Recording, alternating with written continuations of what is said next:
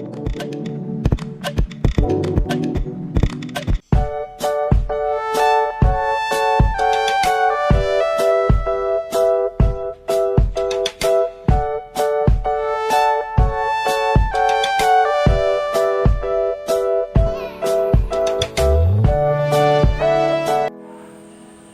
semuanya, salam hangat luar biasa. Bertemu kembali bersama saya Bapak Toto Priyono di channel edukasi pembelajaran online. Pada kesempatan hari ini, Bapak akan berikan materi tentang kelas 5, tema 1, sub tema 3, pembelajaran ke-6 tentang lingkungan dan manfaatnya. Untuk lebih jelasnya, mari kita ikuti tayangan video pembelajaran berikut ini. Nah, anak-anak, sekarang kita sampai di tema 1, subtema 2, pembelajaran yang ke-6. Ya, sekarang akan kita pelajari video berikut ini ya. Nah, macam-macam gerak otot. Di sini di layar kalian bisa lihat ada 7 macam gerak otot ya. Yang pertama, gerak meluruskan, contohnya meluruskan lutut, siku, dan ruas jari. Kemudian yang kedua, gerak menekan ke bawah atau menurunkan. Yang ketiga, gerak memutar lengan sehingga telapak menelungkup. Yang keempat, gerak menjauhkan, contohnya gerak tungkai, gerak menjauhkan dari suhu tubuh. Kemudian yang kelima, gerak yang memutar lengan sehingga tangan menengadah. Yang keenam, gerak yang mendekatkan sumbu tubuh, contohnya gerak yang mendekatkan tungkai dengan sumbu tubuh. Yang ketujuh, gerak yang membengkokkan, contohnya membengkokkan siku, ruas jari, dan lutut. Oke, saatnya kita mengamati ya anak-anak. Kamu telah mengetahui berbagai macam gerak otot, termasuk macam gerak otot yang manakah gerakan-gerakan pada gambar berikut ini. Kamu lihat gambar di layar ini ya. Yang pertama adalah masuk pada gerakan apa ini? Ya, gerak meluruskan. Kemudian yang kedua, sebelah kanannya itu termasuk gerakan ya menurunkan. Kemudian berikutnya lagi termasuk gerakan mengangkat satu kaki, membengkokkan ya, kakinya dibengkokkan ya. Ya, dan yang bawah ini termasuk gerak apa? Ayo. Iya, gerak menjauhkan, merentangkan tangan ya, termasuk menjauhkan. Sebelah kanannya adalah hampir sama, yaitu menjauhkan ya. Dan terakhir adalah mendekatkan. Cukup mudah bukan? Kemudian berikut ini adalah cara menjaga kesehatan otot. Ini ada 1, 2, 3, 4, 6. Soalnya sangat kecil ya, kita baca. Cara menjaga kesehatan otot yang pertama adalah menghindari gerakan yang membebani kerja otot secara berlebihan. Tujuannya ada agar terhindar dari gangguan cedera pada otot. Kita harus menghindari kegiatan atau gerakan yang dipaksakan, gerakan tiba-tiba, dan gerakan terlalu membebani kerja otot ya, atau gerakan yang berat ini. Yang kedua adalah melakukan perenggangan. Lakukan beberapa gerakan perenggangan sebelum sesudah melakukan aktivitas yang tertentu ya, yang memanfaatkan kerja otot. Jadi ketika sebelum melakukan olahraga yang berat disarankan untuk melakukan gerakan pemanasan atau perenggangan lebih dahulu. Yang ketiga, melakukan latihan rutin. Banyak latihan fisik yang kita lakukan untuk menjaga kesehatan otot. Latihan rutin ini dilakukan dengan beban atau tanpa beban. Bisa dilakukan di dalam ruangan atau di luar, misalnya bersepeda, jogging, atau di nge-gym dan sebagainya ya. Cara menjaga kesehatan otot yang keempat adalah kebutuhan setiap orang beda ya, mengkonsumsi 6 gelas air ya. Ya, cairan dapat membantu otot melemaskan setelah berkontraksi, setelah dapat melembabkan sel tubuh sehingga tidak mudah mengalami ketegangan ya.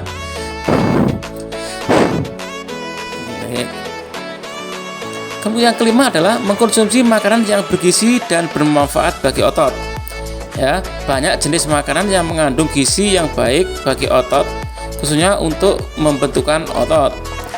Makanan-makanan tersebut antara lain putih telur, susu, ikan tuna, sayur brokoli dan ayam, daging sapi, minyak ikan, keju, kacang almond dan kacang Arab dan bayam ya. Kemudian berikutnya adalah meringankan nyeri otot.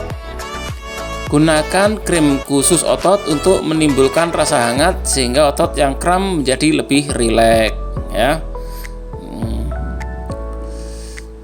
Nah, sekarang kita membaca ya. Ada gambar dan teks sama seperti buku tematik ya. Ini adalah gambar seorang atlet binaragawan terkenal, yaitu Adi Rai ya, yang sangat terkenal ya, binaragawan perkasa Indonesia. Ini ada foto pada waktu kecil dan foto sekarang. Adi Rai adalah sosok pria perkasa yang sangat terkenal di Indonesia, bahkan di dunia. Sebagai binaragawan Indonesia, banyak sudah prestasi yang diraihnya, baik tingkat nasional maupun internasional. Saat ini Adi Rai adalah pensiun sebagai atlet binaraga. Meskipun demikian, ia tetap aktif menjadi pembina dan pembuka tempat kebugaran di beberapa daerah Indonesia. Pada waktu kecil, Adi Rai hanya seorang anak kecil yang memiliki tubuh kurus, bahkan bisa dibilang sangat kurus. Pada usia 10 tahun, Adi Rai hanya memiliki berat 25 kg, sehingga mencapai remaja dengan tinggi 183 cm, berat badan Adi Rai hanya 55 kg. Ya, sekarang menjadi besar, berotot ya. Adi Rai, dia memiliki minat yang tinggi dalam bidang olahraga. Pada awalnya dia menggeluti bidang olahraga bulu tangkis. Namun Adi Rai tidak begitu lama menggeluti bulu tangkis, sehingga pada akhirnya ia memilih untuk menjadi seorang atlet binaraga. Prestasi pertama Adi Rai dalam binaraga adalah pada tahun 1995. Prestasi tersebut memicu untuk terus aktif mengikuti berbagai kejuaraan mulai dari lingkup kecil hingga besar, mulai dari lokal, nasional hingga internasional. Hingga pada akhirnya Adi Rai terus berkembang dan meraih prestasi demi prestasi dari berbagai kejuaraan. Masalah prestasi yang diraih Adi Rai tidak perlu diragukan lagi. Dari berbagai kejuaraan yang diikutinya selalu membuahkan hasil yang mengagumkan.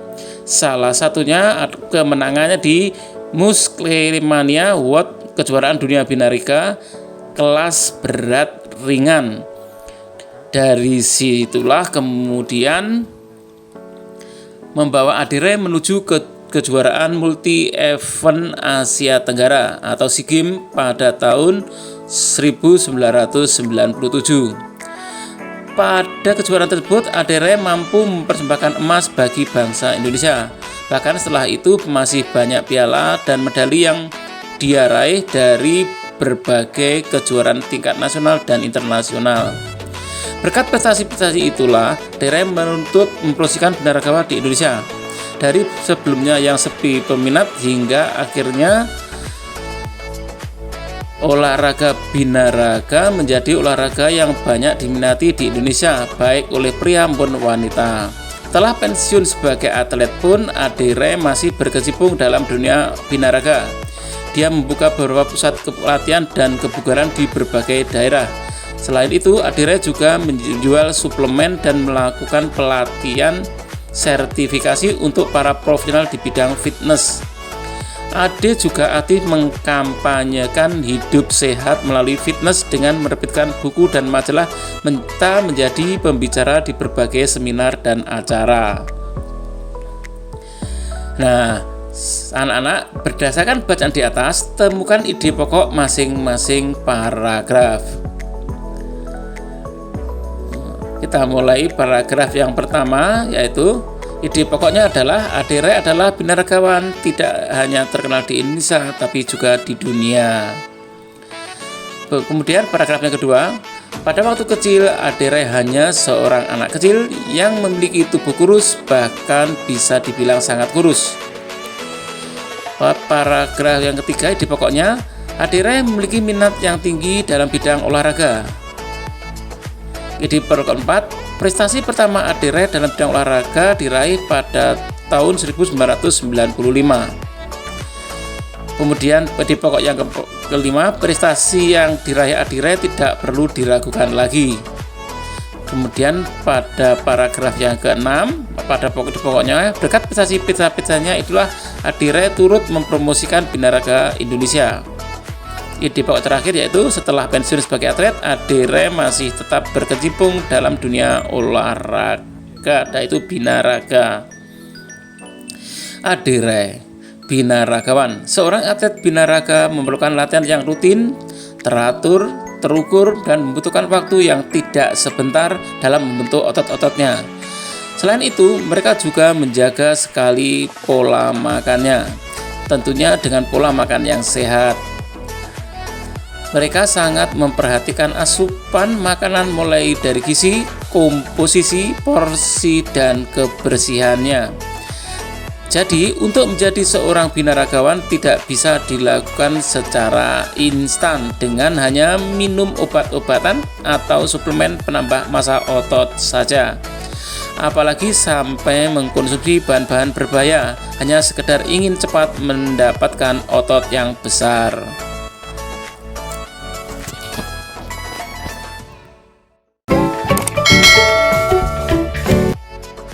Sekian video pembelajaran kali ini. Bapak harap kalian bisa mengerti dan mudah untuk dipahami. Sampai bertemu kembali dalam video pembelajaran berikutnya. Tetap semangat dan rajin belajar. Assalamualaikum warahmatullahi wabarakatuh.